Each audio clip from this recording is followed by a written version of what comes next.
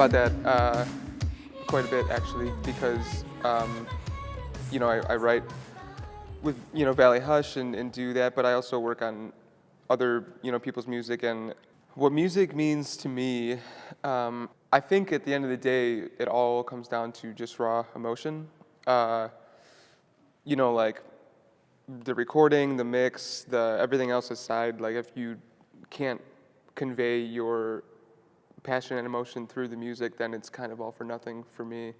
It's a way to express myself, and I think that it's also like a really powerful tool for communication. And I think lately what I've been really fascinated by is like trying to like really transform emotions into a song. And that's like what our last album was like really heavy on, is just turning like experiences into like a 3-minute sonic experience. So for me, I have to be all in it mentally. Like I can't imagine spending more than half my day doing something else and then coming home and trying to work on music.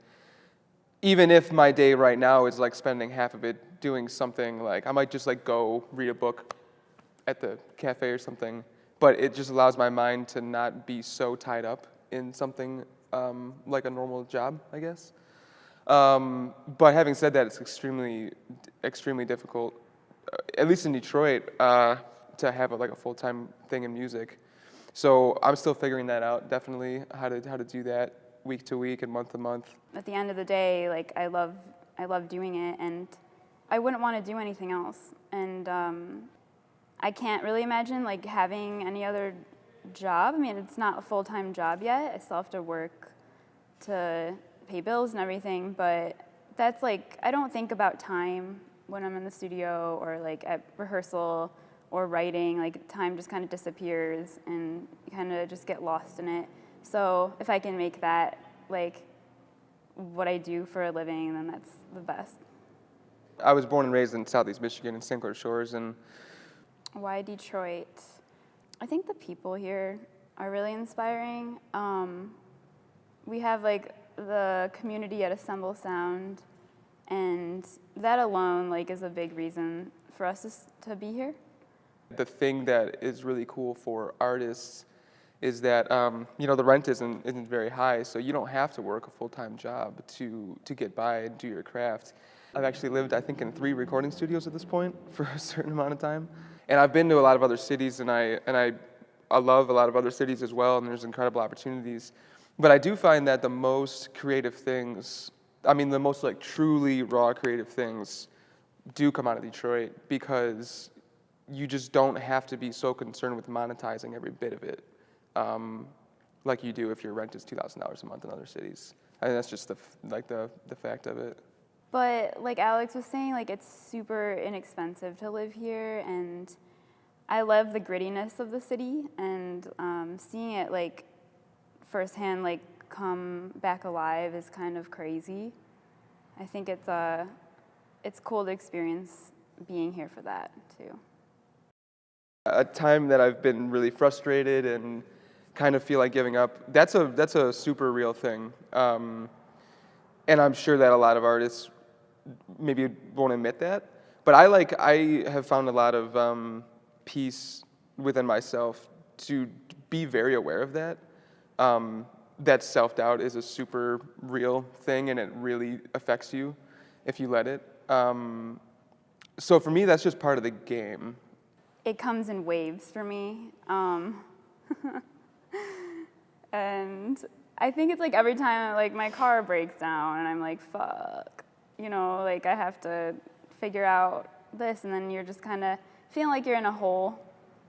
And so it's like those kind of situations. And then also because Detroit is small and like the music scene is small, so you kind of know everybody, but once you venture out and you play in other cities and, like you realize how tiny you are, like in this industry, I think that's kind of, it's overwhelming. It's not really frustrating, but it's an overwhelming feeling. like I do view the music industry as a game, literally, not music, but the business of it. I feel like is a board game, and you just have to kind of play it right. You feel like you've already like done so much and worked so hard to get where you are, and then you're not really that far yet. Like when you compare yourself to like another city's artist or something. I think when that happens, you have to go back inside and start thinking about your intentions and why you started doing this in the first place. And that's always what helps me like set my mind straight again. And so I try not to let those play counts, monetary kind of things affect how I feel about music as an art form. And that's not always easy, you know, and there's like a lot of times where, you know, I maybe just can't get something right with a mix, or I am just like not getting to where I want to be with the sound or something, and I'll think like, you know, why am I even doing this? You know, kind of that inner monologue. But I think if you can mold yourself into the type of person that can realize that, okay, like, yeah, I'm feeling that, like, I understand it, and then just realize that you have to get over that to progress with your art. And everybody that you know and love and you respect has gone through that 100%, probably more than you would ever realize. And I think that's just very important to be aware of. When people like tell you that your music helps them in a way, like that's like the best compliment you can ever get as an artist. And like that keeps me going because I really like strive. I just want to like, I want like our music to be like the album somebody puts on when they're like going through shit or when they're happy, you know, like all emotions, but just like a deeper, like I want people to connect on a deeper level, and that's what I keep inspiring to do. So it's a way to get it all out, and that's what I get inspiration from too, just emotion and other people's emotions and situations in life. One, I really do enjoy what I do a lot, and thinking about having like a life in this, like a career, is still really exciting. Even though I'm doing it now, but I mean, obviously I have a lot of things I want to accomplish in music. So that's really exciting. And two is like I've honestly, and this is like a little more brass tacks, like I've honestly just invested too much time in my life so far into this. So there's like, I made the decision a couple of years ago that I was like, all right, there's no turning back. Like I'm not turning back until I see this all the way through. And if it takes me until I'm 40 to be like, all right, I saw it through, then that's fine. But I have to do it. I don't know. It's just some kind of weird compulsion. I don't know.